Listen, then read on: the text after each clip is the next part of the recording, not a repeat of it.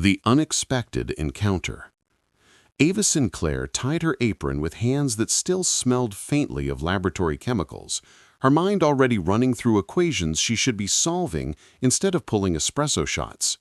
At 25, she was supposed to be finishing her doctorate in theoretical physics, not covering emergency shifts at Stellar Grounds coffee shop because her roommate had food poisoning. "You owe me," Ava muttered to herself, positioning behind the gleaming espresso machine.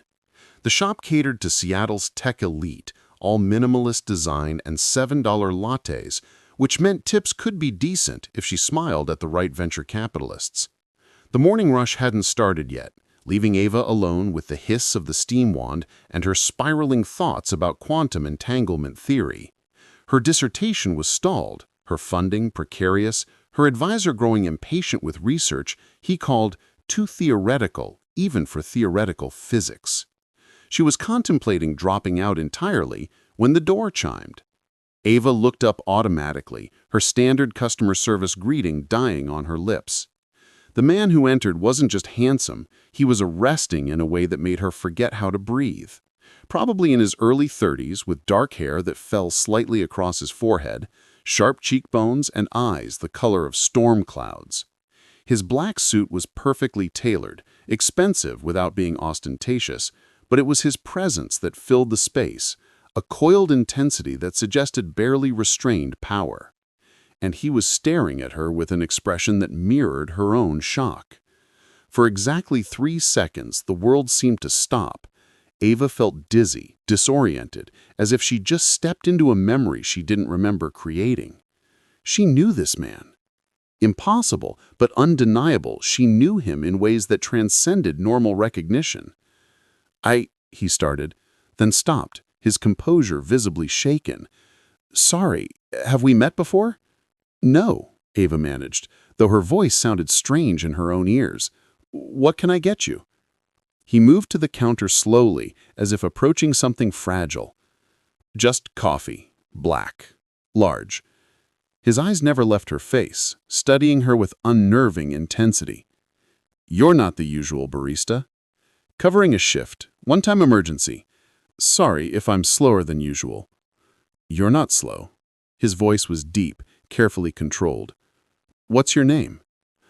"Ava. Ava Sinclair." She had no idea why she'd given him her full name. "Ava." He repeated it like he was testing the weight of it. "I'm Elias Knox." The name registered immediately. Elias Knox, founder and CEO of Knox Quantum Systems, one of the most innovative tech companies in quantum computing and consciousness research. His face had been on the cover of tech magazines, though photographs hadn't captured the raw presence he radiated in person. "The quantum computing guy," Ava said before she could stop herself. Something flickered in his expression, maybe surprise or maybe satisfaction. "Do you know my work?" "I'm a physics grad student at the university. Your company funds some of the research in our department." She handed him his coffee, careful not to let their fingers touch. Some instinct warned her that physical contact would be overwhelming. "Consciousness studies, dimensional theory, cutting-edge stuff. What's your focus?" Elias took the coffee but didn't move away from the counter. "Quantum entanglement and consciousness, specifically whether consciousness can exist across multiple dimensional states simultaneously. Most of the department thinks I'm chasing impossible theory, but the math suggests—" She stopped, suddenly aware she was babbling about her research to a customer. "Sorry, you probably don't want a physics lecture with your morning coffee." "Actually, that's exactly what I want." Elias's intensity hadn't diminished. "Ava Sinclair, I need to ask you something strange. Have you been experiencing unusual dreams lately? Vivid scenarios where you exist in multiple places at once? Where you're connected to someone you've never met but somehow recognize?" Ava's blood ran cold. She'd been having exactly those dreams for months, dreams so real she'd wake up confused about which reality was genuine. Dreams where a man with storm-gray eyes knew her intimately across infinite variations of existence. "How do you know about my dreams?" she whispered. "Because I've been having them too, about you, for the past 8 months every night." Elias pulled out his phone and showed her the screen. It displayed a sketch, her face, rendered in remarkable detail. I drew this 3 months ago, trying to capture the woman from my dreams, the woman I'd never met, until now. Ava stared at the drawing, her hands starting to shake. That's impossible. Is it? You study quantum consciousness. You know that entanglement transcends space and time, that consciousness might exist across dimensional barriers we can't normally perceive. What if we've been experiencing dimensional resonance? What if our consciousnesses have been entangled across multiple realities, and proximity is finally allowing us to recognize each other in this one? That's, Ava started, but the words died, because standing here, looking at Elias Knox, she felt it. Recognition deeper than memory, connection that transcended logic, the certainty that she'd known him forever, despite having just met him. I know it sounds insane, but Ava, I've been funding research into this phenomenon for years. I've been trying to understand why I dream about someone I've never met, why those dreams feel more real than waking life. And then you walk into a coffee shop I've never been to before, a place I came only because my usual spot was closed, and there you are. Exactly as you've always been in my dreams. Ava's mind raced through the implications. Quantum entanglement at the consciousness level, dimensional resonance between two people. It aligned with her own theoretical work, with conclusions she'd been too afraid to publish because they seemed too impossible. What do you want from me? Ava reached across the counter, not touching her, but close, and pulled out a business card along with a napkin. He wrote something on the napkin with quick, precise movements. My private number, not the corporate line, the one I give to maybe 3 people. He met her eyes. Call me, tonight. We need to talk about this properly, somewhere we can speak freely, because Ava, I don't believe in coincidence, especially not coincidence that defies quantum probability. I have to think about this, Ava said, though her fingers had already closed around the napkin. Of course, but while you're thinking, consider this. How many times in your research have you encountered something impossible that turned out to be true once you examined it properly? Quantum mechanics is full of phenomena that shouldn't exist but do. Elias's voice dropped lower, more intimate. We shouldn't exist. Not this connection, not these dreams, not the way I feel like I've known you across every version of reality where we could possibly exist. But here we are, and I want to understand why. He left before Ava could respond, taking his untouched coffee with him. Through the window, she watched him pause on the sidewalk, looking back at the shop with an expression of wonder and confusion that mirrored her own feelings. Ava looked down at the napkin, at the phone number written in precise handwriting, at the note beneath it. We need to talk. This isn't coincidence. E. Her hands were still shaking, her heart was racing, and every instinct she possessed, scientific and otherwise, screamed that calling Elias Knox would change her life irrevocably. The question was whether she was brave enough to find out how. That evening, Ava sat in her tiny apartment surrounded by research papers and her laptop, staring at Elias's number for the 100th time. Her roommate, Jessica, had recovered enough to interrogate her for why she seemed so distracted. You met someone, Jessica declared, eating soup from a mug. I can tell. You have that look. I don't have a look? You absolutely have a look. Flushed, distracted, touching your phone like it might explode. Who is he? Just a customer, Ava tried to sound casual. Nobody important. Liars tell, Jessica sang-songed. But fine, keep your secrets. Just don't do anything I wouldn't do. After Jessica went to bed, Ava pulled up her research files, months of work on quantum consciousness, theoretical frameworks suggesting that awareness could exist across dimensional barriers, mathematics that implied consciousness wasn't localized to single realities. And then there were her dreams, vivid, consistent, impossible. Dreams where she existed with someone whose face she'd never seen clearly until today. Dreams where they were connected by something deeper than ordinary human relationship, where they communicated across dimensional boundaries, where their very existences were quantum entangled.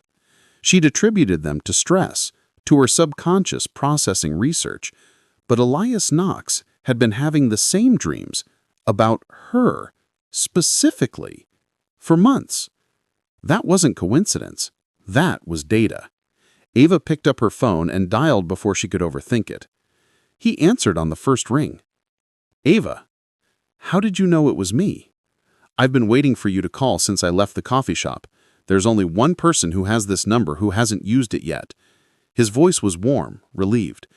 "Thank you for being brave enough." "I'm not brave. I'm curious. There's a difference." Curiosity is the bravest thing a scientist can possess. He heard movement on his end, footsteps maybe. "Can you meet me? Now? I know it's late, but..." "Where?" "My place. I have research to show you, equipment that might help us understand what's happening. And Ava..." He paused. "I promise you're safe. I'm not trying... This isn't about anything, except understanding something impossible." Ava should have said no. Should have insisted on somewhere public, somewhere safe. Then we find another way. Together. Elias's hand cupped her face gently. Because forcing an irreversible connection out of fear would destroy what's real between us. And something is real, Ava. Quantum bond or not, I know what I feel. "I feel it too," Ava admitted. "I have since that first moment in the coffee shop, like coming home to someone I've known forever." "Then let's figure this out properly. Research the bonding process. Understand what we're agreeing to. Make an informed decision rather than a panicked one." Elias's thumb brushed her cheekbone. "Because if we do this, if we bond completely, I want it to be because we choose each other, not because we're running scared from some shadowy organization." Ava nodded, but unease prickled her expanded awareness. She could perceive probability clouds spreading from this moment, and in most timelines, conflict was coming soon, very soon. That night, as they worked late analyzing Kira's revelations, alarms suddenly blazed throughout the facility. "Breach on sublevel 3, Elias said grimly, pulling up security footage. Armed operatives in tactical gear were flooding the building. "They're here." Ava felt her abilities surge in response to threat, her skin flickering with faint purple luminescence. "Archon?" "Yes." Elias pulled her toward a concealed door. "We need to get you to the emergency exit." "I'm not leaving you to face them alone." "Ava." "We're quantum bonded, remember? That means we're stronger together." She squared her shoulders, feeling power thrumming through her awakening hybrid nature. "It's time to find out exactly how strong." As Archon operatives breached the laboratory, Ava and Elias stood together, hands clasped, their combined consciousness flaring bright with possibility. The battle for their freedom, and their right to exist, was about to begin. The laboratory dissolved into chaos as Archon operatives poured through doors, their weapons humming with electromagnetic energy designed to disrupt hybrid abilities. Ava felt her consciousness expanding defensively, quantum perceptions flaring as adrenaline and awakening power surged through her system. "Down!" Elias pulled her behind a bank of equipment as energy weapons discharged, the blasts shattering monitors and sending sparks cascading across the floor. "We can't hide," Ava gasped, her enhanced perceptions showing her probability branches, most ending badly. "Elias, we're trapped." "Not if we fight." His storm gray eyes met hers, and Ava saw silver light beginning to flicker around him, his own hybrid abilities activating fully under threat. "Ava, remember what Kira said. Together we're powerful. We just need to trust that." Through their partial bond, Ava felt his absolute certainty, his fierce determination to protect her regardless of cost. And beneath that, burning bright, love that had nothing to do with quantum mechanics and everything to do with who they'd become to each other over these intense weeks. "Together," she agreed. They stood in unison, hands still clasped, and Ava let her awakening abilities manifest fully. Her skin erupted with purple luminescence, while silver light surrounded Elias. Their combined consciousness created a resonance field that made the air shimmer with potential. Target acquired. the lead operative announced into his radio. Initiating capture protocol. Ava reached out with her expanded awareness, touching the quantum states of the weapons surrounding them. She could see their probability clouds, perceive the branching timelines where they discharged or failed.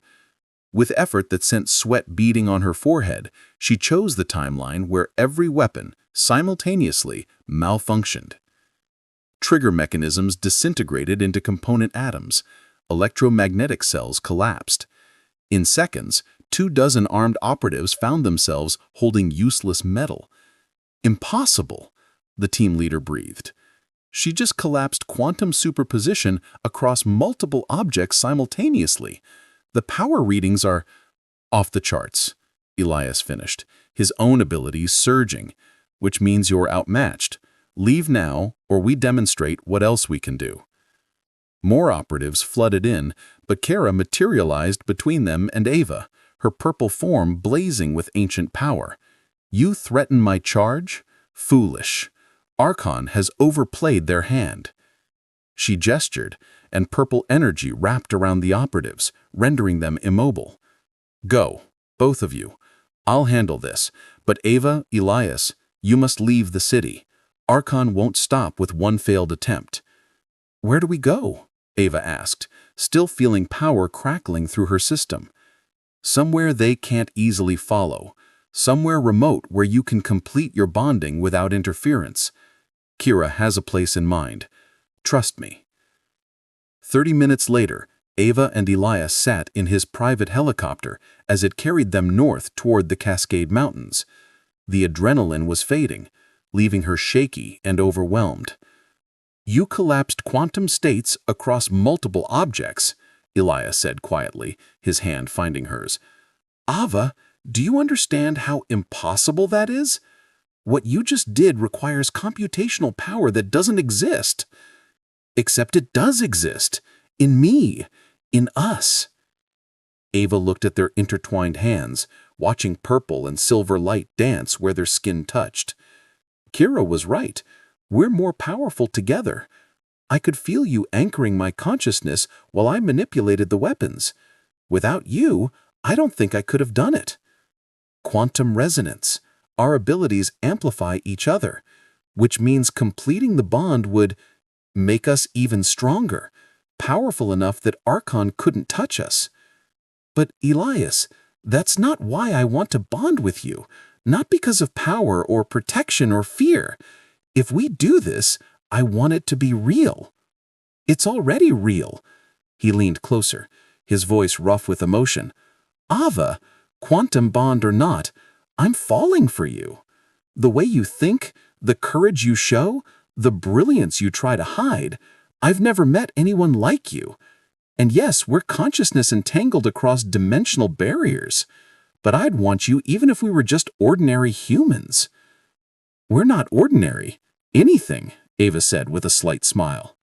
No, we're extraordinary. Together. Elias cupped her face gently. And if you're willing, I want to explore exactly how extraordinary we can become. The helicopter landed at a remote mountain cabin, isolated and beautiful. Kira had stocked it with supplies and set up dimensional shielding that would mask their energy signatures from Archon sensors. You'll be safe here for a few days, she said before leaving. Use that time wisely. Decide what you want, separately and together. And remember, bonding is a choice. Don't let fear make it for you. Alone in the cabin, surrounded by pine forests and starlit sky, Ava and Elias faced the decision that would define the rest of their lives.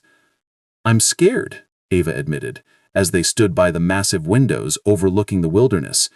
Not of you or the bond, but of losing myself in something that powerful. What if we merge and I can't separate what's mine from what's yours? What if I disappear into us? You won't disappear. Quantum bonding doesn't erase individual consciousness, it entangles them. You'll still be you, I'll still be me. We'll just be connected in ways that transcend normal separation. But Ava, if you're not ready, we wait. I'll protect you without the bond. We'll find another way. No other way keeps us both safe." Ava took a shaky breath. "And honestly, I don't want to wait. I've spent 3 weeks feeling like half of myself, sensing you at the edge of my awareness, but not fully connected. I want to know what we are when we stop holding back." "Are you sure?" "I've never been more sure of anything." She reached up, pulling his face down to hers. "Bond with me, Elias. Completely. In every way that matters." Their kiss ignited something that had been building since that first moment in the coffee shop. Ava felt her consciousness expanding, merging with his across barriers that had kept them separate. Through their connection, she experienced his memories flooding her awareness, a childhood marked by abilities she couldn't explain, the loneliness of being different, dreams of her that had haunted him for months, the exact moment he'd walked into that coffee shop and felt recognition slam into him like destiny. And he was experiencing her truth simultaneously. Her mother's abandonment that suddenly made terrible sense, years of feeling incomplete, research driven by subconscious knowledge of what she really was. The certainty when their eyes met that she'd finally found what she'd been missing. They moved together toward the bedroom, hands and mouths learning each other with desperate intensity. Clothes fell away until they were skin to skin, purple and silver lights swirling around them like auroras. "Last chance," Elias murmured against her lips. "After this, we're bonded permanently." "Good. I'm done being temporary." Their lovemaking was transcendent. As their bodies joined, their consciousnesses merged completely across dimensional barriers. Ava experienced not just